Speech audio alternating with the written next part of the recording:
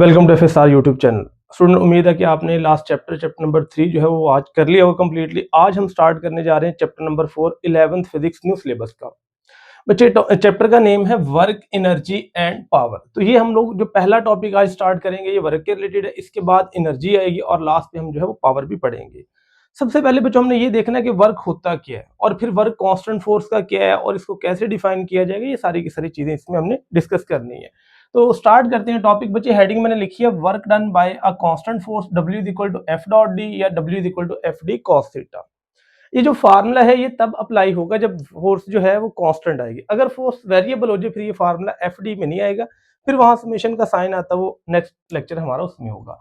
सबसे पहले बच्चे हमने ये देखना है कि वर्क क्या होता है। जब हम बात करते हैं ना डेली लाइफ के अंदर, तो हम कहते हैं कोई भी मेंटल या फिजिकल एक्टिविटी, जैसे हम बैठे हुए काम कर रहे हैं, लेट्स सपोज हम टेबल पे बैठ के लैपटॉप पे काम कर रहे हैं, तो हम वर्क कर रहे हैं डेली लाइफ के अंदर। लेकिन फिजिक्स कहती है ये वर्क नहीं है, क्योंकि आप अपनी जगह से नहीं मूव कर रहे।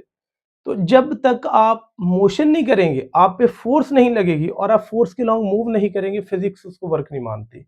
तो डेली लाइफ में वर्क कोई भी फिजिकल और मेंटल एक्टिविटी होता है। मसलन देखिएगा, अगर मैं आपसे कहता हूँ कि डेली लाइफ में वर्क क्या है, तो आप यही कहेंगे बच्चे कोई भी जो डेली डेली लाइफ के अंदर जो वर्क है वो हमारे पास सिर्फ एक चीज पे डिपेंड करता है कि या कोई फिजिकल है या मेंटल एक्टिविटी है। तो ये हमारे पास जो भी आज फिजिकल एंड मेंटल एक्टिविटी, तो हम मेंटली तौर पे कुछ सोच भी रहे हैं, तो बच्चे इस चीज को भी हम लोग वर्क कहते हैं। तो ये दो चीजें आती हैं, physical and mental activity is called work आ जाएगा।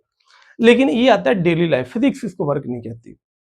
अब फिजिक्स वर्क किसको कहती है, ये हम लोगों ने टॉपिक के अंदर आज डिटेल से पढ़ना है। पहले बच्चों हम लोग ये समझ लें कि work done bye constant force में जो है कांस्टेंट फोर्स क्या चीज है, फिर उसके बाद मैं वर्क का भी बता देता हूँ। फोर्स जो है ना बच्चों एक वेक्टर क्वांटिटी है। जैसे वेक्टर है वो दो चीजों का कॉम्बिनेशन है, एक मैग्नीट्यूड का, एक डायरेक्शन का। अगर फोर्स की वैल्यू चेंज हो जाए, पहले 10 है फिर 7 है फिर 9 है, ऐसे करके बार बार चेंज हो रही है, तो यहाँ तो मैग्नीट्यूड चेंज हो जाएगी। इस फोर्स को आप नाम देंगे वेरिएबल फोर्स का। या मैग्नीट्यूड चेंज हो जाए या फोर्स की डायरेक्शन चेंज हो। फर्ज कीजिएगा हम पहले ऐसे जा रहे थे, फिर हमने ऐसे अपवर्ड मूव कर लिया, फिर ऐसे सर्कुलर पाथ कोई भी बना लिया, तो ये भी वेरिएबल फोर्स है, क्योंकि यहाँ पे डायरेक्शन चेंज होगी। तो हमारे पास जो कांस्टेंट फोर्स है ना, यहाँ पे दो चीजें हमेशा कांस्टेंट रहेंगी।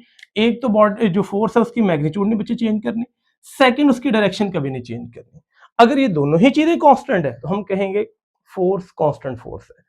यानी एक भी चेंज होगी तो आपने कह देना फोर्स वेरिएबल है। तो इस टॉपिक के अंदर हमने जो डायरेक्शन माननी है वही मानेंगे। थीटा 30 है तो 30 ही रहेगा, और हमारे पास जो है वैल्यू एफ की वो कभी भी चेंज नहीं होगी। तो इन दोनों चीजों को जब हमने कांस्टेंट मान लिया तो हमारे लिए जो फोर्स है वो बन गई कांस्टेंट फोर्स। तो ये बेसिक कॉन्सेप्ट याद रखना है, फोर्स कांस्टेंट ये होती है। अब वर्क क्या चीज है, फिजिक्स कहती है वर्क तब होगा अगर बॉडी पे फोर्स लगे और बॉडी फोर्स की सिमत में फासला तय करे। सिंपल सी लाइन है, इसको हम फॉर्मुलेशन में भी डिस्कशन करेंगे। और पहले हम लोग ये इसकी डिफाइन पढ़ लेते हैं कि the scalar product of force and displacement is called work. ये हमने प्रूफ भी करना है अभी। यानी वो ये कहता है कि जो वर्क है ना, ये दो चीजों का डॉट प्रोडक्ट आता है या स्केलर प्रोडक्ट है, एक एफ का डॉट, दूसरा आएगा डिस्प्लेसमेंट डी वेक्टर का। तो ये भी डिफाइन इसकी ही है वर्क की, कि the dot product of force and displacement is called work. तो यानी वर्क हमारे पास एक स्केलर क्वांटिटी है, वेक्टर नहीं है। तो ये हम लोग लास्ट पे जाके देखेंगे कि ये क्वांटिटी कौन सी बनती है। तो इस वजह से हमारे पास वर्क को इस डिफाइन से डिफाइन किया जाता है कि F dot D, F stand for force, D stand for displacement और डॉट प्रोडक्ट और फंक्शन कॉस का आएगा। ये पहले एक डायग्राम बनाई है, इस डायग्राम को मैं थोड़ा सा एक्सप्लेन कर देता हूँ। मान लीजिएगा बच्चे एक बॉडी है, ऐसे पड़ी, आप उसको ऐसे मूव कर रहे हैं, तो यहाँ पे वो डिस्प्लेसमेंट तय करिए और यहाँ फोर्स लग रही है। तो डिस्प्लेसमेंट और फोर्स इन दोनों में जो एंगल बन रहा है वो थीटा के। यानी यहाँ पे कोई एक ऑब्जेक्ट पड़ा होगा, लेट्स सपोज बच्चे एक बॉक्स पड़ा होगा, कोई भी चीज है, आप इस पे फोर्स लगा रहे हैं, तो ये फोर्स की डायरेक्शन है और ये डिस्प्लेसमेंट की डायरेक्शन है, और दोनों में जो एंगल आ रहा है वो थीटा का आ रहा है। तो theta is the angle between F and D आएगा। अब हमने निकालनी है वर्क। मैंने बताया वर्क तब होगा अगर बॉडी पे फोर्स लगे और बॉडी फोर्स की सिमत में फासला तय करे। तो यहाँ पे अगर देखा जाए तो ये सारी ही फोर्स डिस्प्लेसमेंट के अलोंग नहीं है, या ऐसे कह लें ये सारा ही डिस्प्लेसमेंट फोर्स के अलोंग नहीं है, बल्कि इनमें कुछ एंगल बन रहा है। तो पहले बच्चे मैं इसको थोड़ा सा रिजॉल्व करना बताऊंगा। पहली डायग्राम और दूसरी डायग्राम, यहां मैं रिजॉल्व करूंगा फोर्स को, यहां मैं रिजॉल्व करूंगा डिस्प्लेसमेंट को। तो पहले बच्चों हम फोर्स के कंपोनेंट निकालते हैं। ये फोर्स आप लोग इसको जब डिवाइड करेंगे, फोर्स के हमारे पास दो कंपोनेंट आएंगे, एक आएगा एक्स कंपोनेंट या हॉरिजॉन्टल कंपोनेंट, या थीटा के साथ वाला कंपोनेंट, और दूसरा आएगा वर्टिकल y कंपोनेंट या थीटा के सामने आएगा। ये जो कंपोनेंट है, क्योंकि ये फोर्स है तो फोर्स का बनेगा f sin थीटा कंपोनेंट, और ये जो थीटा के साथ वाला है इस कंपोनेंट का आएगा f cos थीटा। तो ये फोर्स के बन गए दो कंपोनेंट, एक वो कंपोनेंट जो डिस्प्लेसमेंट के अलोंग है और एक वो कंपोनेंट जो डिस्प्लेसमेंट के परपेंडिकुलर है। और मैंने बताया वर्क हमेशा तब होगा अगर आप अलोंग कंपोनेंट यूज करेंगे, अगर आप परपेंडिकुलर कंपोनेंट यूज करेंगे कभी भी वर्क में नहीं आएगा। तो वर्क हमारे पास यहाँ पे डिफाइन लिखिए मैग्नीट्यूड ऑफ डिस्प्लेसमेंट, तो ये भी डिफाइन आती है the product of magnitude of displacement and component of force along displacement. तो यहाँ पहले डायग्राम में देखिए बच्चों, जो डिस्प्लेसमेंट है इसकी मैग्नीट्यूड आएगी डी, तो ये हमारे पास डी आ गया। Component of force along displacement, तो ये हमारे पास बना एफ कॉस थीटा, तो यहां मैं पुट करूंगा एफ कॉस थीटा। अगर इसको सॉल्व किया तो बनेगा एफ डी कॉस थीटा। तो ये मेरे पास वर्क का फार्मूला बन गया, और हमें पता है एफ डी कॉस थीटा, तो जो एफ डी कॉस थीटा है ये डॉट प्रोडक्ट आता है, तो इसको हम कह सकते हैं बच्चे F vector dot D vector आ जाएगा। तो ये मेरे पास वर्क की इक्वेशन प्रूफ होगी, W is equal to F dot D. यही मैंने बताया था कि वर्क इसी वजह से स्केलर आता है। यहां मैंने रिजॉल्व किया फोर्स को, यानी जब आप फोर्स को रिजॉल्व करते हैं तो बच्चों फिर आपके पास जो है ना वो आते हैं ये वाले कंपोनेंट एफ कॉस थीटा और एफ साइन थीटा। ये हमारे पास पहली डायग्राम थी जो मैंने आपको रिजॉल्व करनी सिखा दी।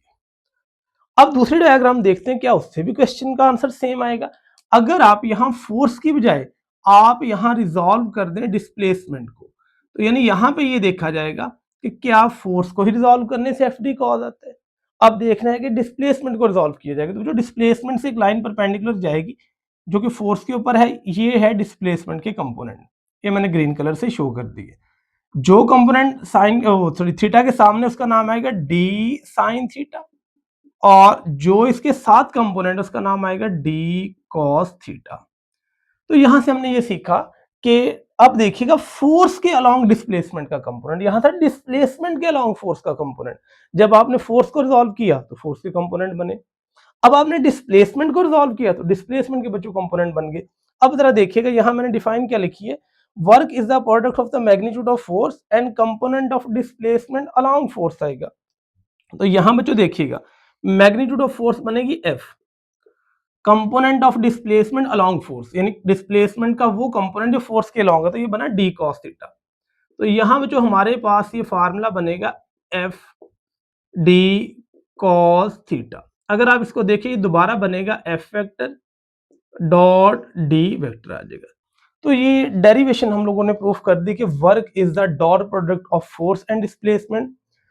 इसी मैथमेटिकल फॉर्म को हम डिफाइन में भी लिख सकते हैं। तो यहाँ पे मैंने वर्क की एक और डेफिनेशन लिखी, यहाँ पहली डेफिनेशन थी, यहाँ दूसरी है बच्चे the product of magnitude of displacement. तो यहाँ पे देखिएगा product of the magnitude of displacement and the component of force along displacement. तो यही लाइन मैंने यहाँ पे लिखी है, the product of the magnitude of displacement and the component of force in the direction of displacement. तो ये भी वर्क ही आता है, तो इसको भी आप वर्क कहते हैं बच्चों। तो ये थी हमारे पास वर्क की डिफाइन, वर्क की फॉर्मुलेशन, वर्क को आप कैसे डिफाइन करते हैं या वर्क फिजिक्स में होता क्या है। यहाँ बच्चे अब कुछ इसके एमसीक्यूज के पॉइंट है वो मैं आपको बता देता हूँ। पहला तो पॉइंट बच्चों ये याद रखिएगा कि वर्क आप लोगों ने हमेशा एक स्केलर क्वांटिटी के तौर पर डिस्कस करना है, ये कभी भी वेक्टर नहीं आ सकता। उसकी रीजन ये है, ये हमेशा डॉट प्रोडक्ट से निकलता है। जब भी कोई चीज डॉट प्रोडक्ट से निकलती है उस चीज को बच्चों आप लोग हमेशा स्केलर कहते हैं।